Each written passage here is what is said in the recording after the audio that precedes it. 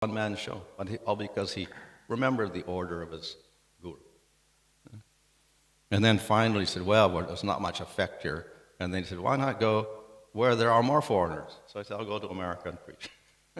And therefore, finally, he went to America. Also, he didn't have any money, but he got a free ride on a boat, and he went to America with, I think, 31 rupees in his pocket or something like that. And then he began preaching there. And then later on, when he was successful there, then he said, well, this is the reason why I remembered the order and instruction of my spiritual master. And that's given me success. So he quotes in this regard, he gives reference to the Bhagavad Gita. There's a verse in the 2nd chapter of Vyavasayamaka Buddhi that one should have unwavering intelligence. In other words, we should think of only the Supreme Lord and try to do everything for the Lord and not be diverted by worship of devatas or anybody else. So one should concentrate on that. But in the purport of Vishnu Chakravarti Thakur mentions that so you have to have this unwavering intelligence, and you should follow the instruction of Guru as if it were a life-sustaining medicine. So sometimes we see, even in the modern world, that people are sick, they may have diabetes or liver problems or whatever, and so they're advised by the doctor to take medicine. Sometimes people don't want to take medicine. The doctor will say, you have to take the medicine, if you don't take it, you're going to die. So then the person is obligated to keep taking the medicine for the rest of his life and fearing that he will die. So the instruction of the spiritual master is like that. You just take it and take it and take it in order to maintain your spiritual life. And if you stop taking it, your spiritual life is dead. So that's the idea. So, in that sense, Vishnu Chakravarti Thakur is saying that we really have to dedicate ourselves to following the order. Of course, Guru could give many orders like sweep the floor or, wash the dishes or whatever, or chant the holy name. In this case, Bhaktisiddhanta Saraswati Thakur said preach to the English-speaking public. So it's preaching, and preaching especially in the modern age to modern people in other languages. So that's why he dedicated a lot of time to translating everything into English. So, of course, ultimately, Vishnu Chakravarti says the real ultimate order is to serve the feet of Radha and Krishna. In other words, the ultimate order, every order the Guru gives, is ultimately how to engage a disciple in devotional service properly so that you can attain prema for Radha and Krishna. So somehow or other, all these different orders are meant for that. If their orders are meant for something else, they're not the proper order. So if the Guru orders you go out and make some money so I can get some money so I can enjoy, that's not a proper order. So it has to be something very connected with the mission of Chaitanya Mahaprabhu and Krishna. And then it is a valid order. So the order is very important. The instruction is very important. Sometimes, of course, the Guru may not give a particular order other than you study the scriptures and become a great devotee. So even that's a good order, because we have to learn to become a proper devotee. So becoming a devotee, and then if you take a Guru, the idea isn't that when I take a Guru, automatically then suddenly I'm different and I'm delivered. Getting baptism or something at the church and suddenly you're saved. So it doesn't mean that. Of course you're accepting through that initiation and a ceremony, you're accepting an authority, but it does not mean that we give up our own responsibility. So we're still the person who has to do the devotional service. We are responsible for chanting. We're responsible for serving Krishna. So, example is the gardener. So, by the mercy of Guru and Krishna, we get this seed of bhakti. And they kind of plant it in our heart, or actually in the jiva. But then what happens? Okay, it sprouts. But how does it sprout? The gardener has to take care of it and water it. and pull out the weeds, till the soil, etc. So who's the gardener? The devotee. The devotee has to take care of his own bhakti. He has to cultivate it according to proper knowledge and whatever is skill. And then the plant, that is bhakti, will grow and grow and grow. In other words, we get the seed of bhakti, but we are responsible as individuals for making it grow. It's not that the guru does all the cultivation. We do the cultivation. So even if you accept guru and take initiation or whatever, it doesn't mean you're absolved of doing anything. A lot of work depends on you. Of course, there's a balance. There's a necessity of mercy, and it's also a necessity of our own work. Both things are necessary. Bhaktisiddhanta Saraswati Thakur gives an example. He says a person somehow falls into a well. And the well's got water in it, and it's deep. He's screaming, "Please save me, I'm drowning in the well, please come." So a person comes along and looks at him, drowning in the well. So then he thinks, okay, I will save the person. So then he gets a rope, puts the rope down, and tells the person, please hold on to the rope and I'll pull you out. The person doesn't hold on to the rope. He continues to scream, help, help, help, help, help. Hold on to the rope. Doesn't hear him. Help, help, help. And then he drowns. So the example is given to show that, yes, people can give mercy like throwing the rope down. But if you don't hold on to it, you don't get saved. So there's a responsibility on the person drowning in the material world to do something. Of course, he needs help, like the rope, but at the same time, he has to put forth effort. So there's a balance between effort and mercy. So both are necessary, but we can't solely depend on mercy. There are rare cases, of course, of advancement just by mercy, but that's rare. This is what we call Kripa Siddhi. So Narada Muni may bless somebody or just come visit with somebody, touch them or whatever, and suddenly they develop prema or something like that. But that's very rare, very rare. The Lord can do that, and very, very great devotees can do that, but very rare. So the usual process is, yes, we get mercy, but we also have to work. We have a responsibility to do the work. Of course, to do the work, we have to have proper knowledge. So a gardener who's gardening a rare plant, some rare plant, he has to know exactly the amount of water to give, what type of fertilizer is good, whatever, how much sunlight the plant should get. If he gives the wrong amount, then the plant withers and dies. So an expert gardener will get the knowledge so he can grow the plant properly. So bhakti is also like a rare plant. And you can't just do anything with it and expect it to grow. Of course, it's a very special plant. Even if you neglect it, it does something, but it doesn't do much. So if we really want the plant to grow properly and get proper flowers and fruit, then there's a certain system for doing that. In other words, there's a certain knowledge we need to cultivate bhakti properly. If we do other types of bhakti, in other words, we're not so knowledgeable or intelligent, yeah, we can water the plant this way and that way and do all sorts of things. And it may grow. But it may not give flowers. It may not give fruit. It may give the flowers, but it may not give the fruit even. Or if it gives fruit, it gives bitter fruit, or fruit with big seeds and whatever. Or very little fruit. So we have to, if we want to get the proper result, which is Krishna Prema, then we do have to have some knowledge by which we cultivate nicely. That's also our responsibility. We don't think I got guru, now I got all the knowledge. We got to strive for that knowledge also. So effort is needed on part of the devotee, as well as getting mercy. Of course, there's an interesting story in the Vedanta Sutras, which are taken from Upanishads. Which is more prominent, effort or mercy? Of course, Jenna would say both are necessary. But there, the conclusion is a little bit, it's interesting. So there was a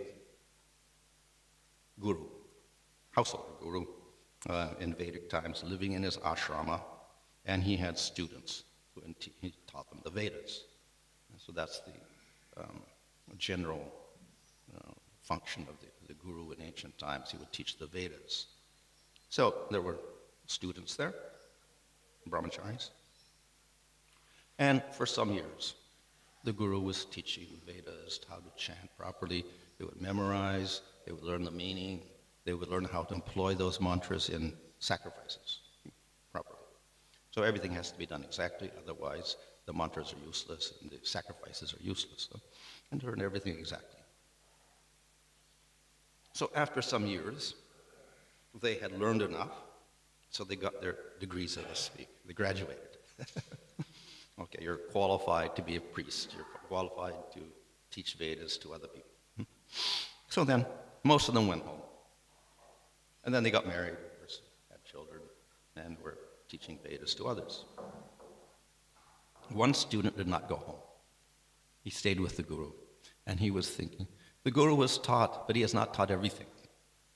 He has some higher knowledge, some secret knowledge he's not giving out. And I know that. So he stayed with the guru for some years, very humble, serving very nicely. And the wife of the guru, she was compassionate to the disciples and told the guru, you should give him that knowledge. He wants knowledge, and he's been serving you for so many years, all by himself, with great austerity. So please give him the knowledge. And the guru, the husband, said, yes, I will give it to him sometime. So years went on like this, and the student was struggling, serving, and whatever, and asking, when is he going to give the knowledge or whatever? So then, the king sent a message to that guru in the ashram, you have to come to the city to do some yajna, sacrifices, etc. So then the guru told the disciple, okay, I'm going for some time, a few days or a few weeks.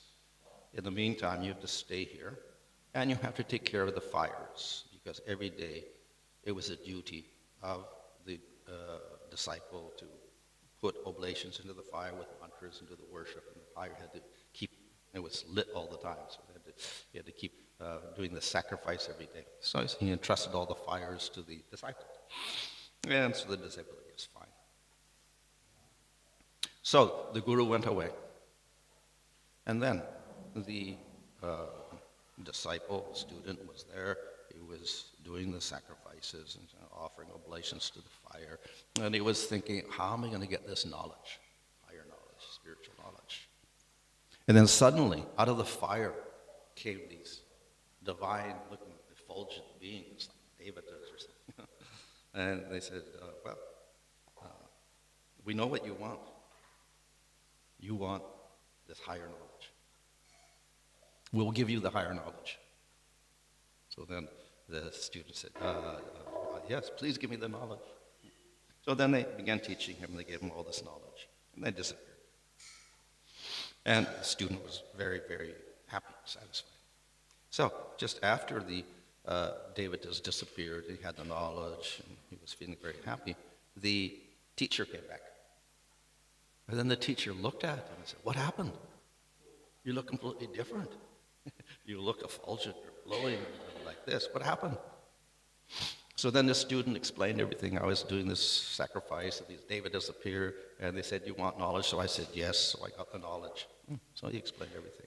And then what he said is, now you teach me the knowledge.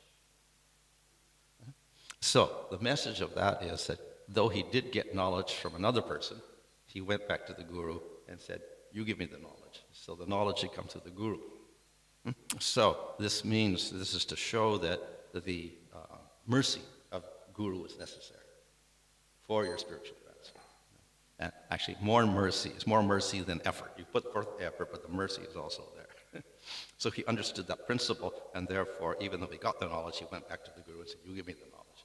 I have to get your mercy as well. And then, of course, the guru gave him the knowledge again. So in any case, mercy is definitely there. And in this case, more mercy is necessary. We did more on mercy. And at the same time, we put forth our effort. So it's a combination, basically. But in this case, Brahma Sutra says, more mercy. So even if you have less effort, you can survive by the mercy of Guru. So therefore, we have the Bhagavatam is a series of conversations. And here's the conversation between Kardama and Manu. The beginning of Bhagavatam begins with a conversation there in the Naimisaranya forest between the sages and their guru. And then within that, there's conversations between Narada Muni and Vedavyas. So there's various conversations. And then the final conversation at the end of the first canto was a conversation that starts between Sukadeva Goswami and Parikshit Maharaj. Parikshit asks a question, Sukadeva answers. And then within that conversation, we have other conversations like this one, or we have conversations between Brahma and Supreme Lord, or conversations between Maitreya and Vidura, all sorts of conversations. So, in other words, people are getting knowledge by going to another person and getting the instructions. So this was the system of receiving knowledge, not material knowledge, but spiritual knowledge. This was the traditional system. And of course, if we go further back into the Vedas and Upanishads, we see there, the method was someone comes to the Acharya and asks questions, and then the Acharya will give answers. So it's always this exchange between one person and another. One person has knowledge, he gives that knowledge to another person. So that's the mercy. He's giving them proper knowledge. So it was an exchange between two people.